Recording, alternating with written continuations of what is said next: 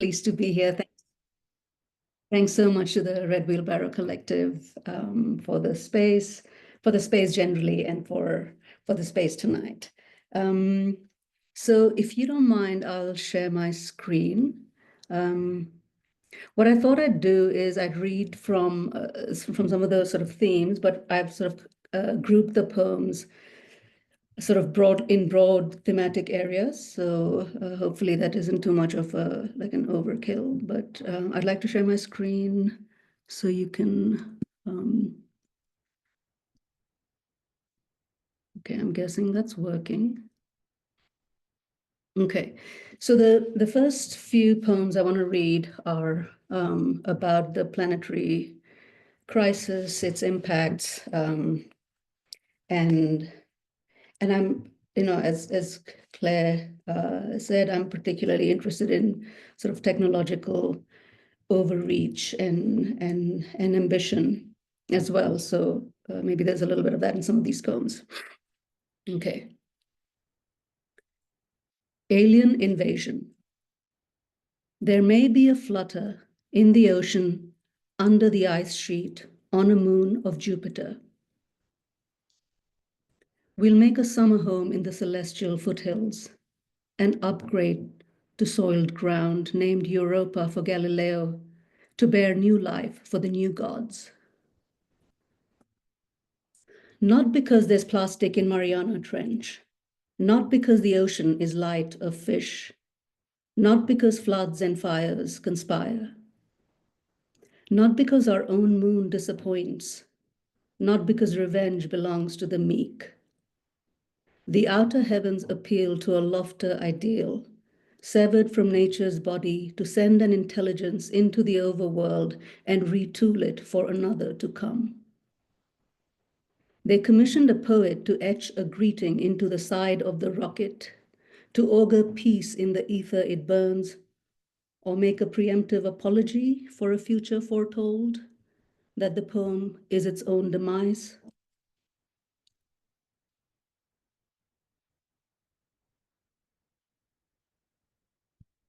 Dripping. Oil drills in tropical forests bob their heads like cranes browsing lake beds. People walk days to see thunder in the tree roots and bend to hold them in place. How many bullet holes can the land take and still keep its breath? In a place where money is useless paper in a palm basket hanging unmoving on a branch, children ask what flows so thick, holding up their hands in the blood of ancestors.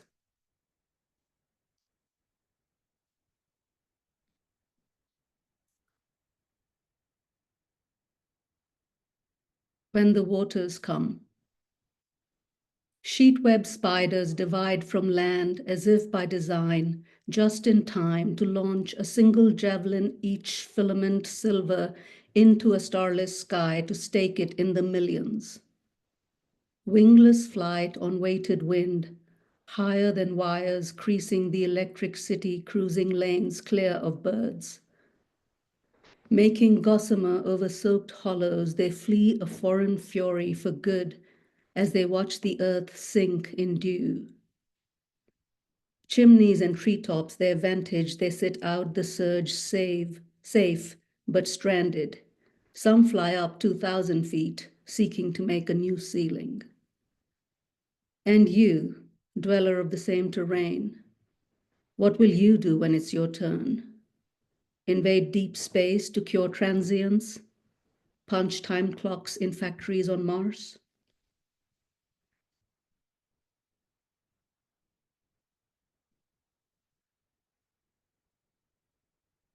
Cosmotrash. Bits of broken rocket and jettisoned fuel stages circle grandfather satellites and bend fenders against single-use landing gear, all traveling 10 times the speed of a bullet to eventually crash into deserts soundless. The stars are dimmer in a sky crowded like a palimpsest as Earth forms its own rings of crumbling metal and glass and gets an upgrade on quaint meteors of unfashionable rock and ice. Homo detritus, the litterbug, will not vanish without a trace.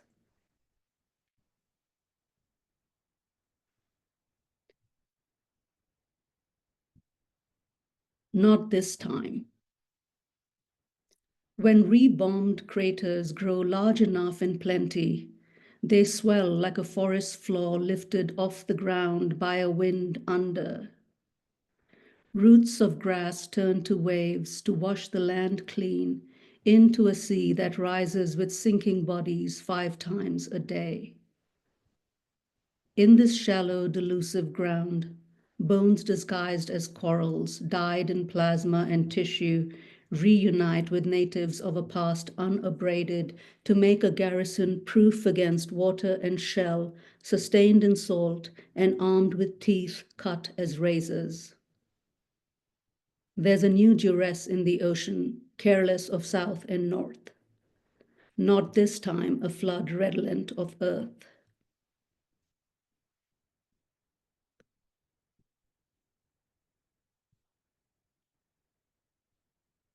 Expiration.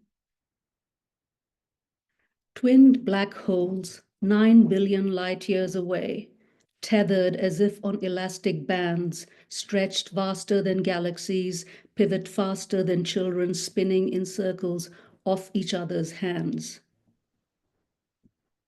In space, disguised as the time it takes to see invisible voids, they will graze each other's heels 5,000 times and collide in the 10 millennia it will take for the 7th continent to green. Then an epiphany for the marble suspended as if willed out of a few sparse eons of breaking the land, the sea, the sun, the sky deceptively horizoned as a prospect painted in pastel. Even mechanical toys know when to stop, and pendulums lose their habit outside a vacuum.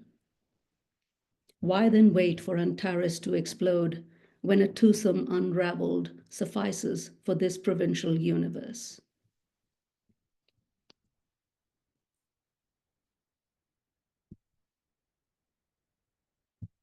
"8 minutes and a third.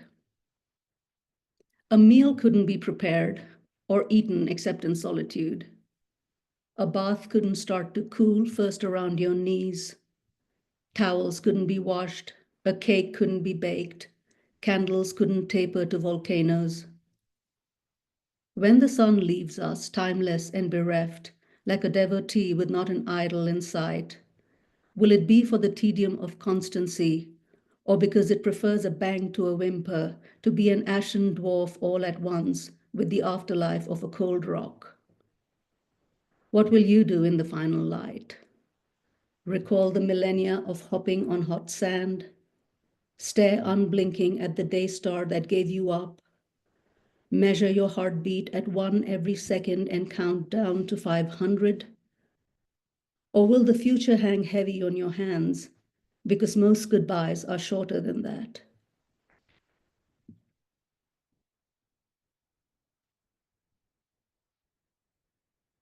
Evolution.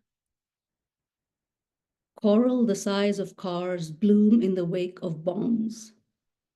Plastic-eating bacteria conquer floating islands of waste. Rodents' tails elongate and rabbit ears keep growing. Bird beak surfaces enlarge and bats' wings expand. Rhinos never learned to sweat. They'll fail the test of resilience. The wealthy build islands on Mars. The poor sail in soaring seas.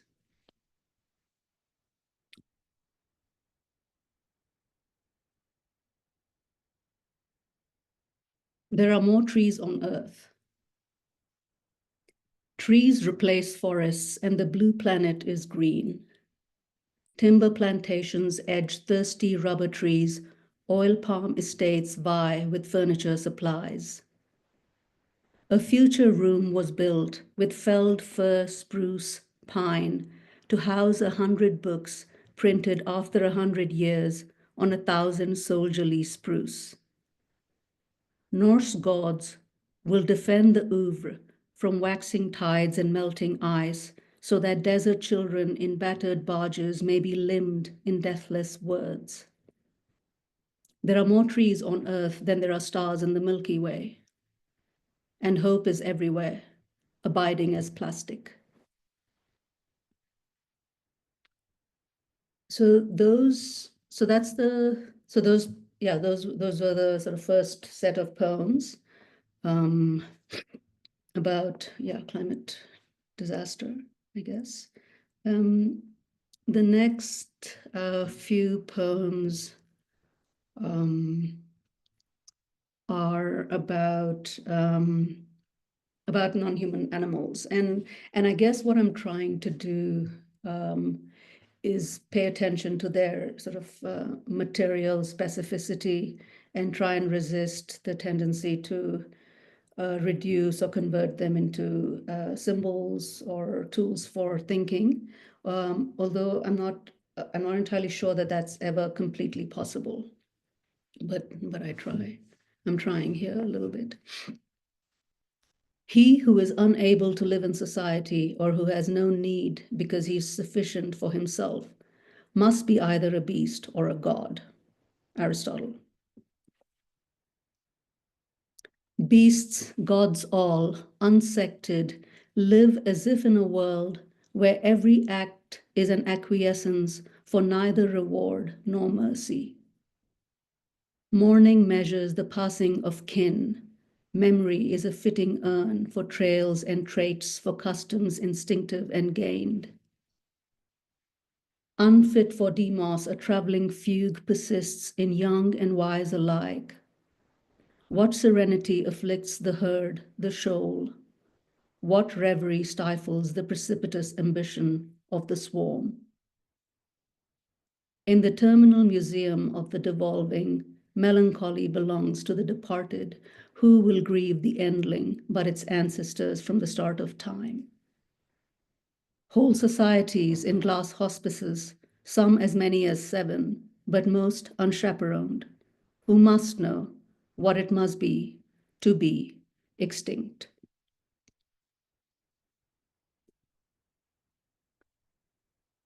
So I often sort of use things in the news, actual events and so on. So this one is from, I can't remember, was it maybe 2019? And this whale was found in a rainforest in the Amazon in Brazil. And so just the fact, the sort of out of placeness of it was, had everyone talking about it. So I wrote this one for that whale. Out of place. A young humpback, baffled by warm waters or orphaned early, swam too far north for the time of year. Flung ashore at high tide, carried on swamp floods, the whale skidded into a rainforest, leveling trees to make a clearing. Vultures spin the sky over the chimera, too heavy to airlift back to sea.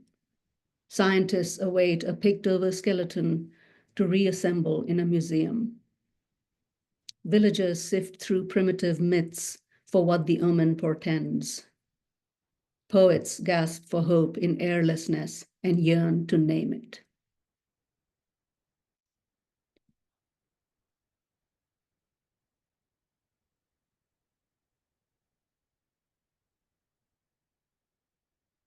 Also about whales. Drowning sea. The line of the beach is crumpled by whales who ground themselves, all 50 as if one. Lungs expel the mortal breath and forget to take another, collapsed by weight above, unbuoyed by brine below. Compatriots of the finned saboteurs who scuttle mammon yachts, playing a rough revenge to redeem their claim to the underworld. Will the sovereign of the sea survive a game of tag with lattice nets, a fondness for meat and scent, and the clamor of cargo vessels? Or is this a notice of war, a new flood to complete the breach, a retide of the oceans summoning the ship of fools to a coral casket?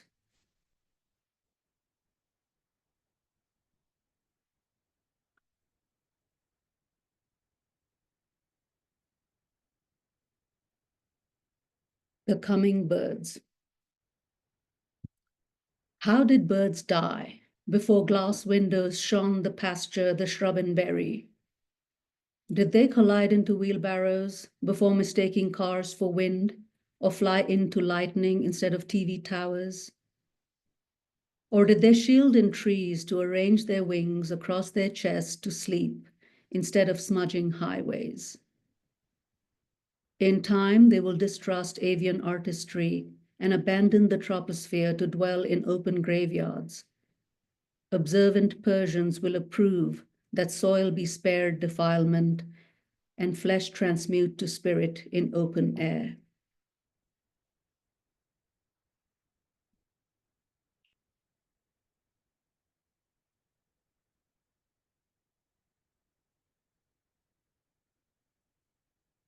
Animal nature. Livestock farming, orderly peasants, revenge attacks, burial grounds, tallied tithes, strategic alliances, territorial rights, indentured labor, deified monarchs, social parasites, members of the Mile High Club, planned abductions, self-sacrifice, battleground amputations, clandestine coups, wartime valor, and kinship rituals.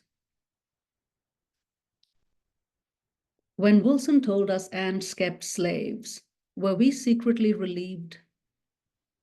What could be more natural than the acts of ants? Ants also have two stomachs, a private sack for themselves and a social crop for nurturing others.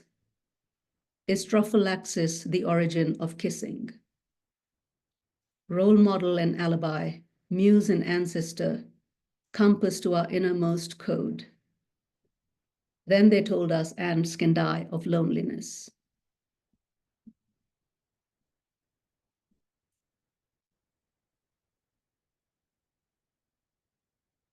Okay. The right whale. 12 months of gestation, 12 feet long at birth, 12 months to wean, 12 inches of fat when grown. Eubelina the true. Something makes you trusting of harpoons and nylon. You feed on the surface of the ocean and linger by the coast. You swim slower than most and you float when you're dead. As if you were a breathing sacrifice invented by a god who gave you no reason but to grease bolts and pistons. As if you don't know you're almost gone. Eubelina the right, size and mass and temperament. Eubelina, the right whale, to hunt.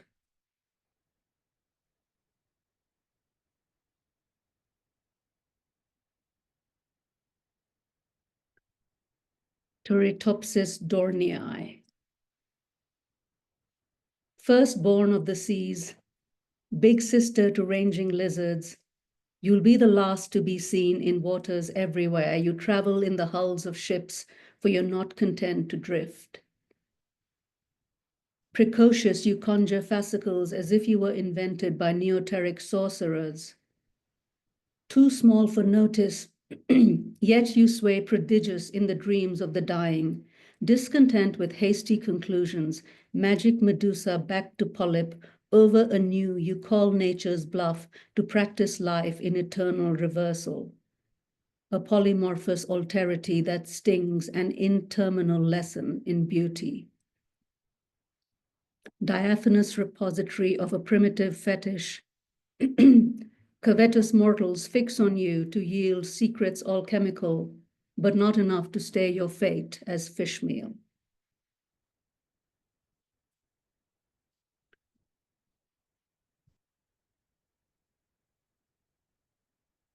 Have a heart transplant. The fairy fly has the smallest heart, a tube under a microscope. Uncomplicated, but better than a starfish which has none. The earthworm has pseudo-hearts, and 5 of them for ease of labor in bossing its blood around. The zebrafish is unafraid to love and regrows its damaged heart, which may make it a player. The roach has a passive heart but 13 chambers in it, if you like them cautious. The blue whale has the largest heart, a small cave to shelter in and slow enough to dive deep. Pigs' hearts die for reasons unknown when removed from their bodies and lavished on others.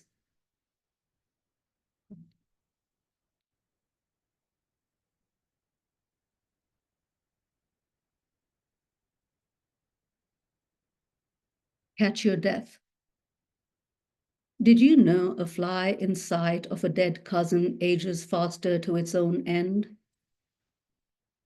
Is this the material of grief, a responsive incurling of purpose that congests the elementary tube of the heart and crumbles in its own grasp?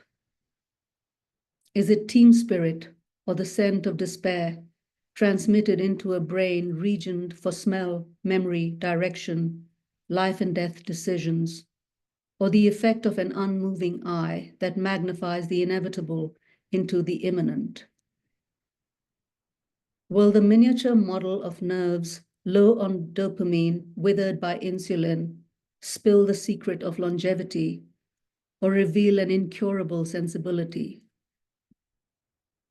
It's just chemical, a mechanical, hormonal, unwilled reaction, a reflexive Cartesian proof that a clock may as well have a soul.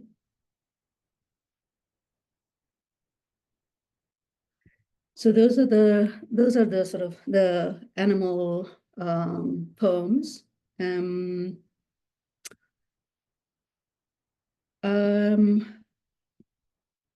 I'm wondering, maybe I can stop sharing. I wanted to share for some of the sort of formatting on some of these poems as well. But I don't need to share. I don't know if folks have a preference or what.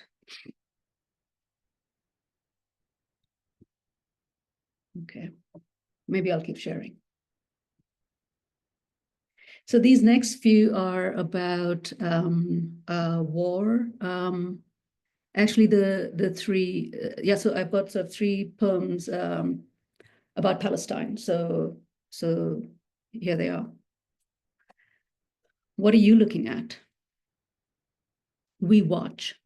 First thing in the morning, as a side dish to lunch, when we wake at 2:17 a.m., when the conversation flags, when the phone puts its paw on our knee at dinner to ask for a scrap, when 3.5 hours of rain sounds fail to ASMR.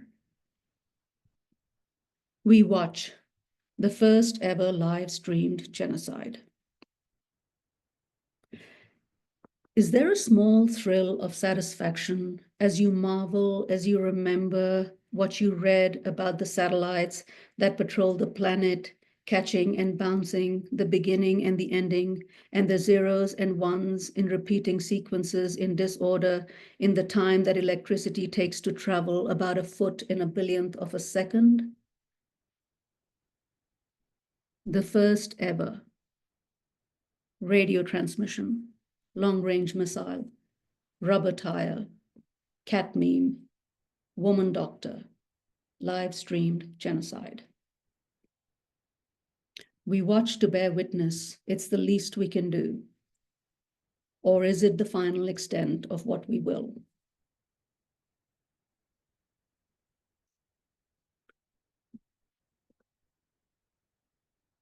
Suicide in Palestine. 1.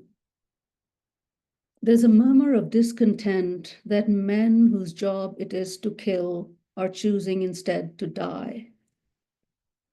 Do they mistake hatred for guilt, or guilt for remorse, or revenge for penance?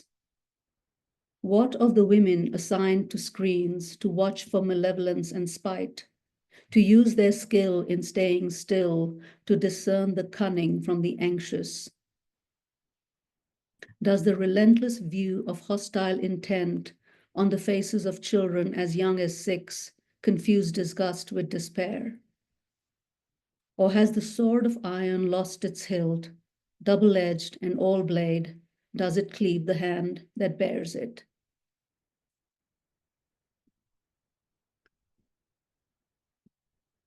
suicide in Palestine too. Who would choose the seventh gate of hell, where the flames already rise from red to white to a darkness 70 times the heat of fire on earth? And who would send their life fathoms underground to repeat their final act into the endless last day?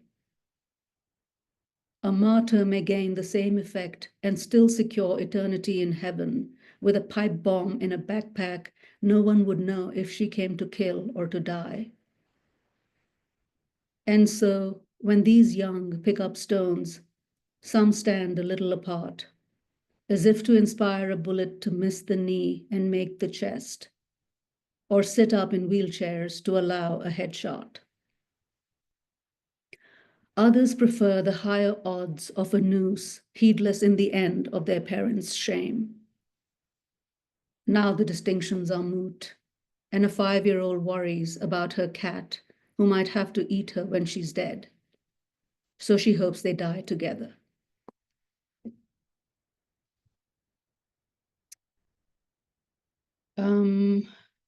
Okay, so I have a few more. I don't know about time. Claire, I don't know how you're feeling. Pretty good for time. Okay. I have a few more. This is sort of a mixed bag. It's a bit of a change in mood. Not, I guess, not all so dark, and some of them also have some like personal biographical stuff. So it's a bit of a shift. Gloss.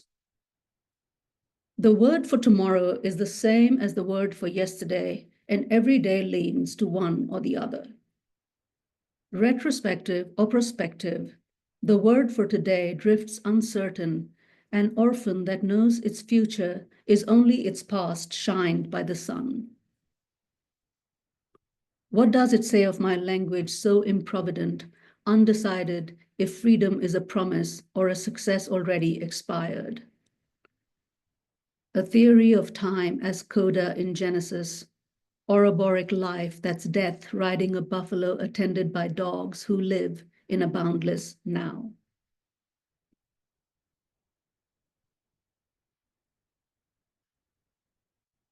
When I wasn't a boy, I spoke to God every night, knowing there were 33 or 330 million to choose from.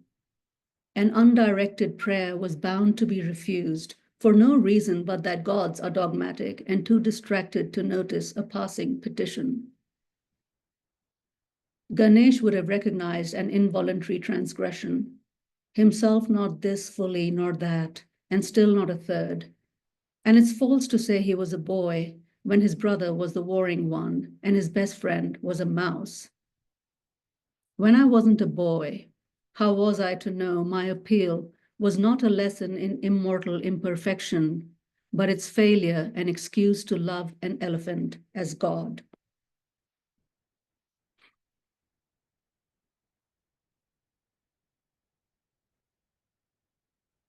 For the faint of heart. Muscles are like the friends you wish you had. You ignore them for years and know that you can catch up one of these days, and you will. Because like your talents and your character, they're just waiting to be developed, pure potential. Muscles are the opposite of money. They grow when you spend, and, like blue jeans, look better used. Muscles are like dogs you live with. They show you have discipline and make you look good in photos. Muscles are like the wounds of superheroes, self-healing. And now here's your heart. A muscle, they told you, so you exerted it wantonly, like children are lithe without effort. You used it every week or month, several times a year at least. You thought all the stretching would tone it, ready for next summer, the best summer. But it's already warm now, and it doesn't spring to the touch.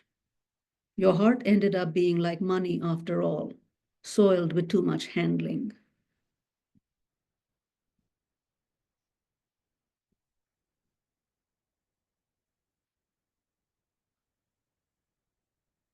This one's for about all the folks who are freaking out about gay marriage. Odd affections. Was your first love a bear or tiger or a rabbit shaped to the squish of nightly dreams?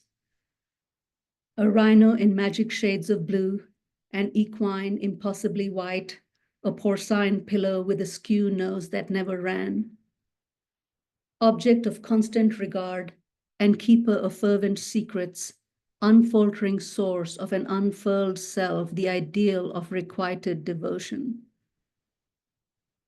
The fearing faithful are right to suspect a failure of transition, a phase that lingers in the unguarded who mistake childish passions for real. Build a moat and barricade the windows, stifle foolish attachment to familiars, or the next thing they know, you will be marrying your cat or dog or teddy bear. Okay, I think just a couple more. Missing words. The language I miss, the one I curse in, has omitted the possibility to have. In it, I don't have a headache, but there is pain in my head.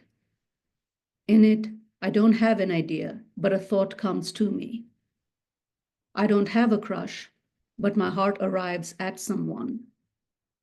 I don't have a house or family, but they exist as mine. In it, no one has sex or depression. In it, I don't have money, but money is with me. I don't have land, but this is my land. I don't have pride, but pride rests upon me. Its cognates are negligent too. Persian and Arabic refuse possessions to princes as well as saints. The language I miss is muted in my dreams. Okay, maybe just a couple more. Old age never killed anyone. Who dies in the end of the end? Not city birds huddled on ledges gusting to pavements camouflaged in yolk, nor those flocked in forests reeking of shredded trees. Not flies swiped by cats or transnational bees in trucks. Even caterpillars in dresses are swallowed in a flicker by lizards then reaped on the wing. Not radiated coconut crabs of islands evaporated and still immaterial. Not artisanal miners with hands for spades and tunnels for graves. Not whales beaching in a crude silence, not zoo inmates bolting for highways, not the worms of cultured fields, not those who crawl under razor wire or jaywalk in hoodies. Old age never killed anyone, except those spared in life. Okay, maybe this is the last one. This is also about war. I wrote it when I was living in Mostar in Bosnia and Herzegovina. Mostar, BIH. In a city hidden in a valley, in an old mountain, in a new country, the hills appear smooth from a distance, as if they didn't still cushion leftover mines, and the green too is a reddish brown, as if color is on wartime rations. A ceramic cross highlights the moon from a God's eye view made for snipers who trained their sights on the faithless who dared the open air. All night, the ghostly sign shadows over fields of still more crosses in several white beds of the dead, organized by siege and the crosshairs of submission. On foggy days, you forget it's there.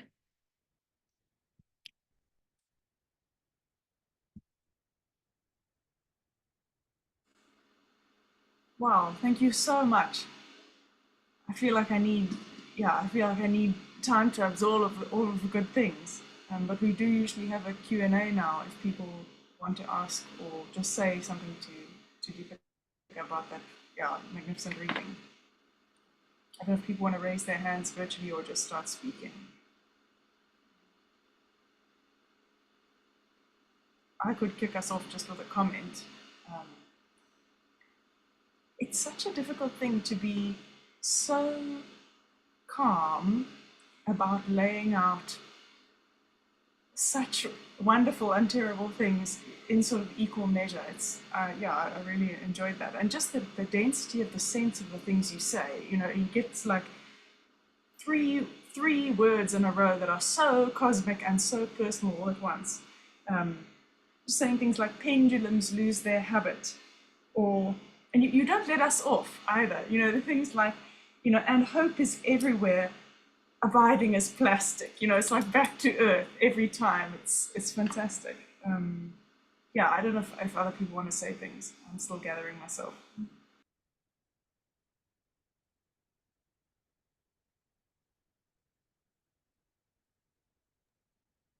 I I'm also still gathering myself, but I just yeah, this I'm so happy I got to be here and got to witness and listen.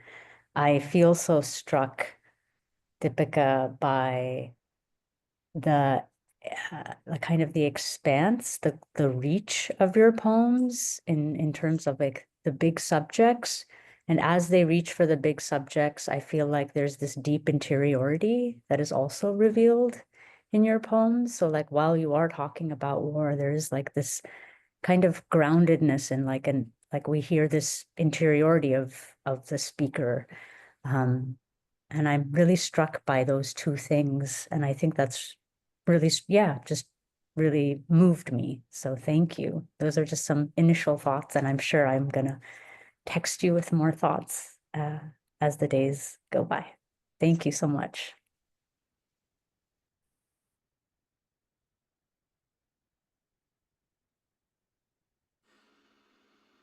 People in the comments are speechless.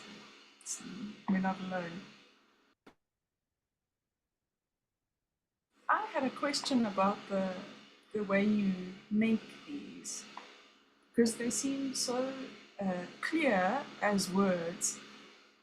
But I wonder if do you get you start hearing the sound of a thing, or do you get the image? Does it, you know, is either of those relevant? Is there another way that they arrive?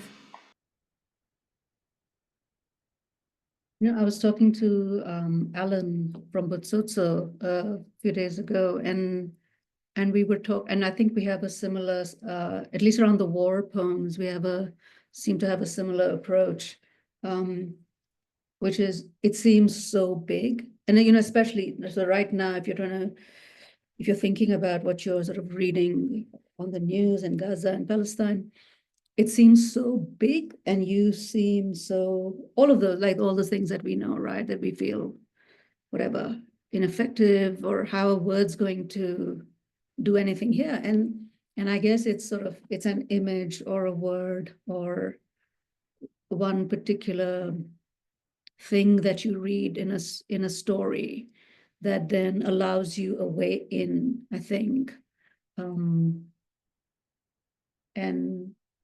yeah, so and I think it's similar with sort of with like animal extinction and sort of ecological disaster. Like it's where do you begin, you know? And what do you say also? So I really find it useful when you know, I sort of I read a lot. I read a lot of nonfiction, and I read a lot about, and I'm always looking for sort of an image or some one thing that'll capture it. You know, that wheel in the whale in the rainforest, I think did that for a lot of people.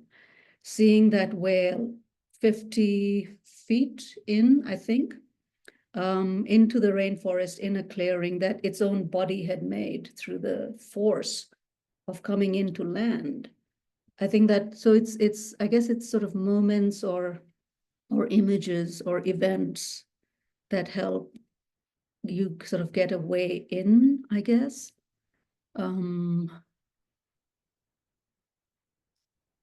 it does, yeah, I don't know.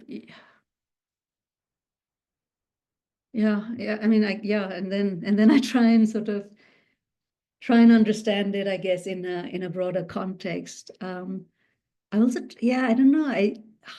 I know, like, anthropomorphism has been sort of bad for forever, and you're not supposed to do that and all that.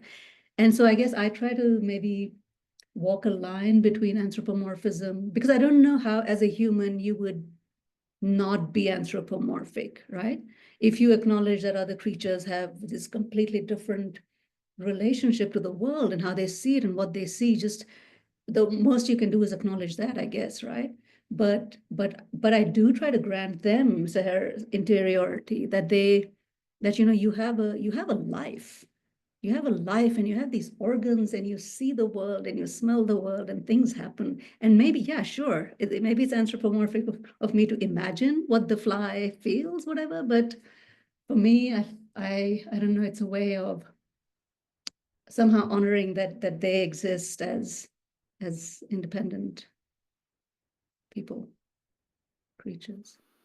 Yeah, makes sense. Thank you.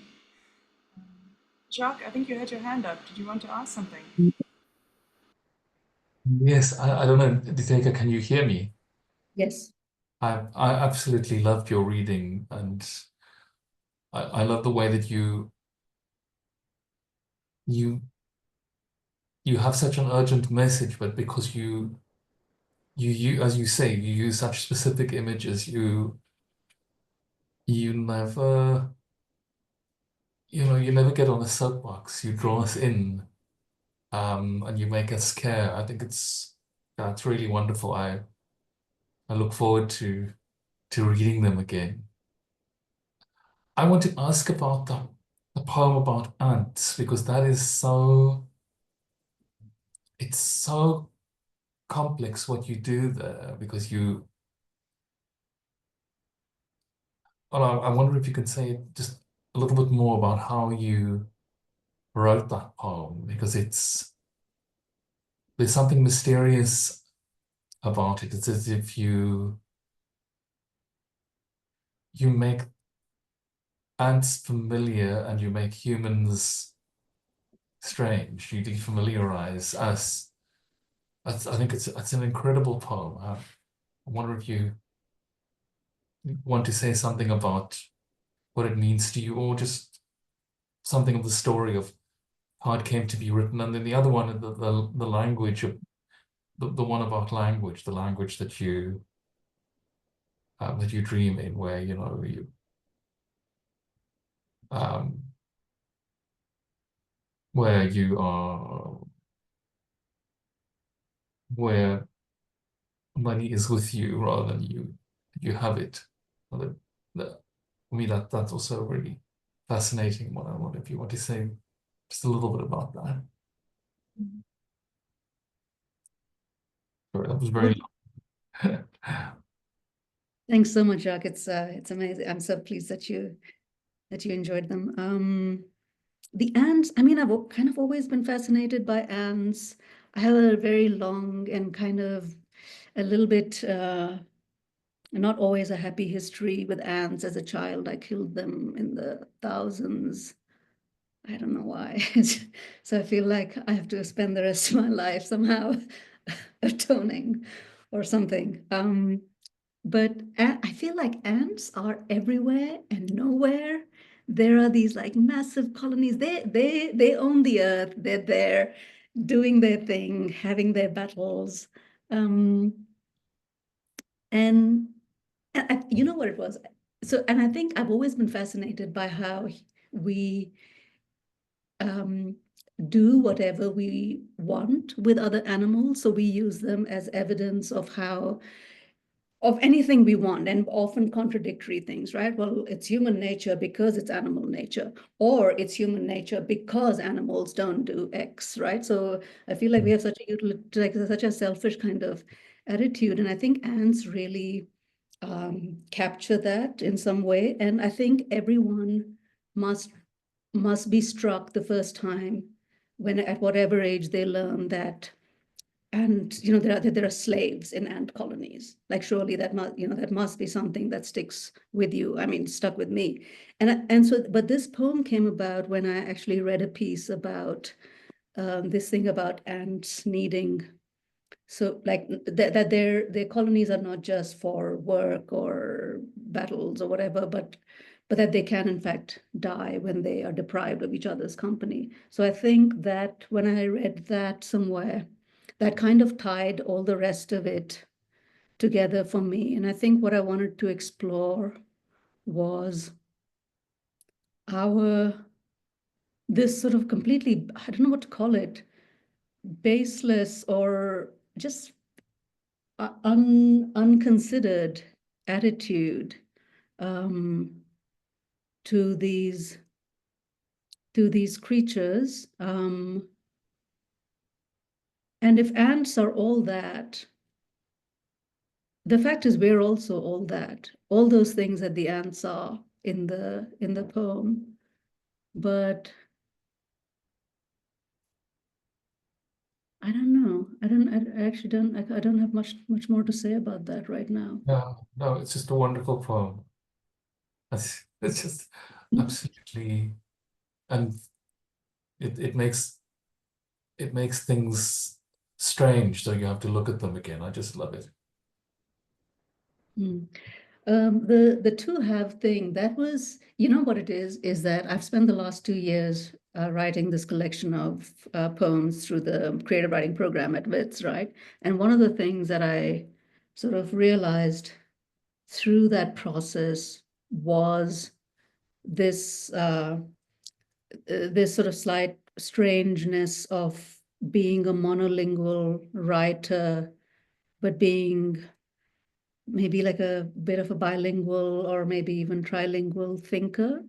And so I'm really interested in that, and Jhumpa Lahiri, what was it, about 10 years ago that she decided, she wrote The Interpreter of Melodies, right, which is what she became famous for, a novelist of Indian origin, raised in England.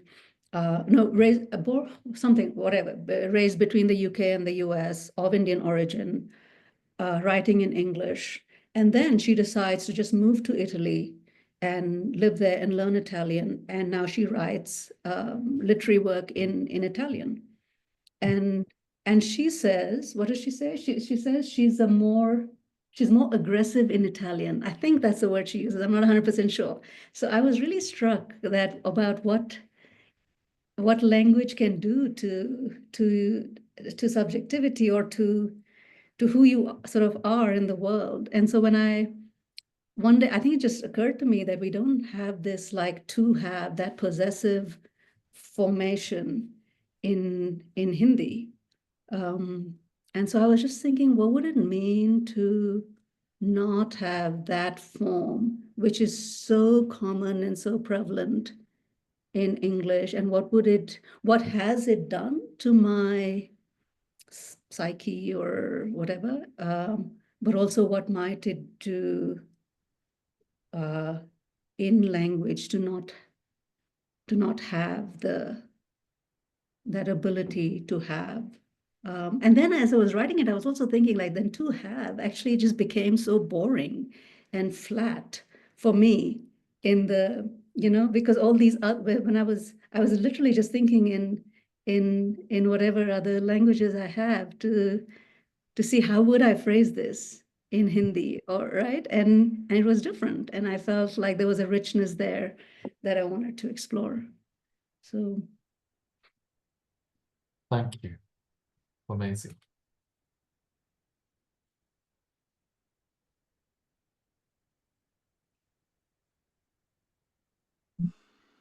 Robert. Oh, were you waving or raising your hand? I was raising my hand. I don't sure. I've got so many impressions, and they're not very coherent. But first of all, I'm very struck, as Sandra was saying as well, with the sort of cosmic scope of the whole, your consciousness, and the way you are taking in like these huge timelines and movements of species and the earth and everything else, sort of in a scientifically accurate, I presume, I'm sure, way, but also getting it into the poetry. That's the one thing. So it's very original. I mean, it's original in its, not because it's great, just creatively original, but the fact that you're kind of seeing something. I mean, it's the thing that we're all seeing actually, which is that we're heading for like an extinction, and it's too horrible to even talk about. But you're seeing it in a sort of very factual way, and not really commenting too much about the tragedy of the whole thing. I mean, I find it's like nature itself. It's just going, and it's going to kick us out. It's going to kick us out. And then you feel aligned with that kind of larger consciousness, which isn't really about, oh, woe is us. That's like one whole dimension. And you've also found the language to do it. I mean, I found the poems quite relentless. I mean,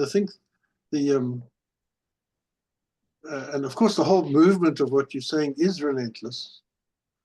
But I do think somehow on the page we'll have to. It's possible to take exactly the same words. I think not quite exactly the same words, but nearly the same words, and make them more spacious because they're so dense. Like you have these quite longish lines, which often packed with like 3 or 4 phrases, and it's incredibly dense. And if you read it, so I'm just wondering. I mean, I'd like to sit down with you and look at some poems and see if there's some way of making this not diluting the density, but kind of making it almost more comprehensible by making it less dense or less.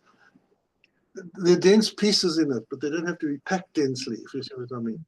So that kind of, I'll be thinking about the form, and also there's quite an impersonal voice, it's which is attractive in some respects. In some respect, I mean, like sometimes it's not completely personal, like with the right whale, for example.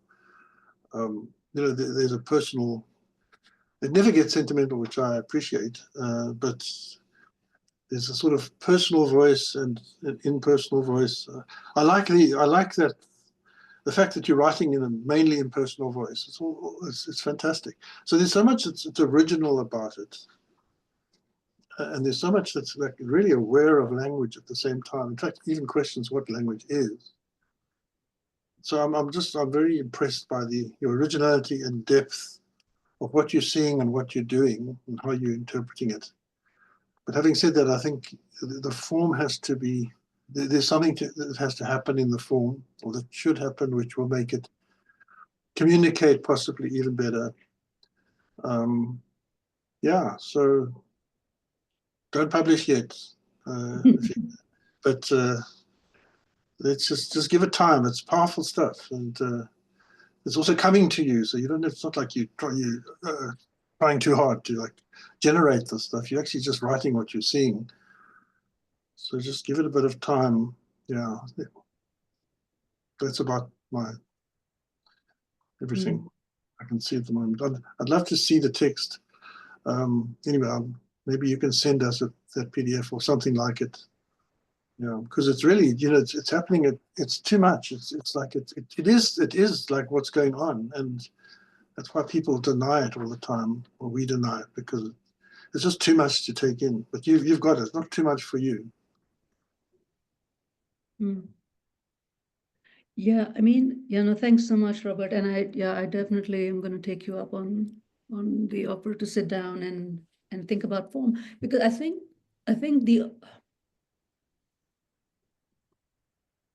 with form, I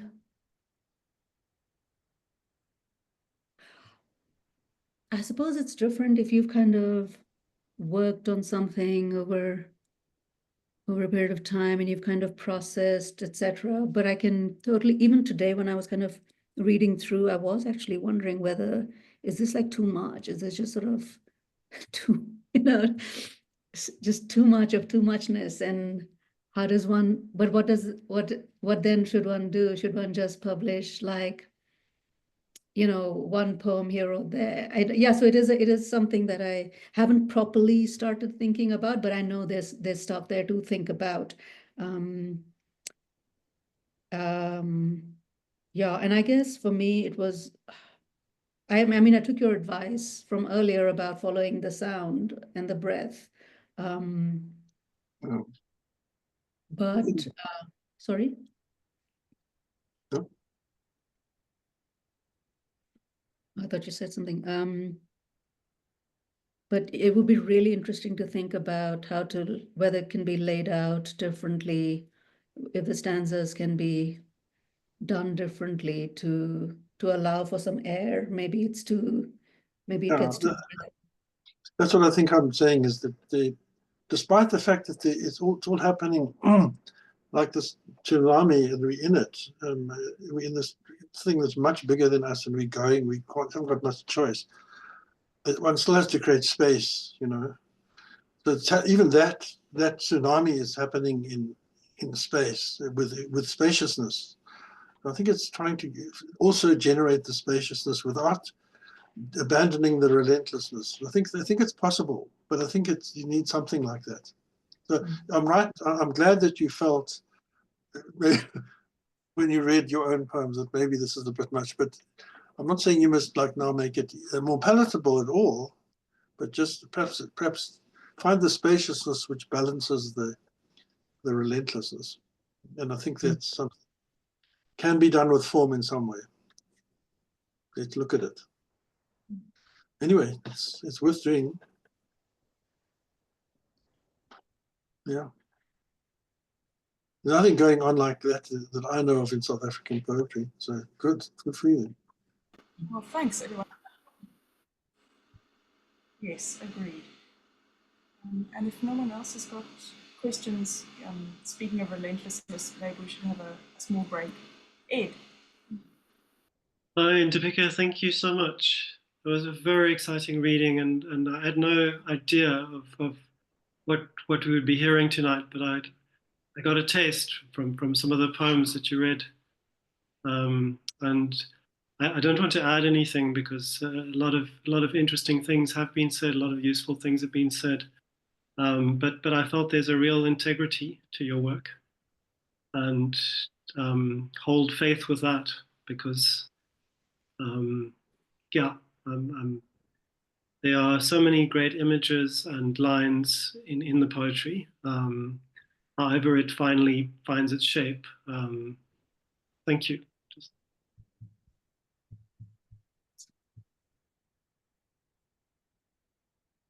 Here, I think it's or not that Very much. Yeah, Jacques, is your hand?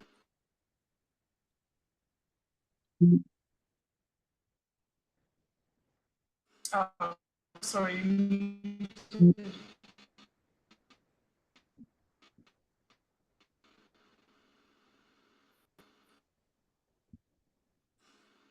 Okay. Well, should we leave it for now and give it 5 minutes and come back at 42? 8:42? Thanks.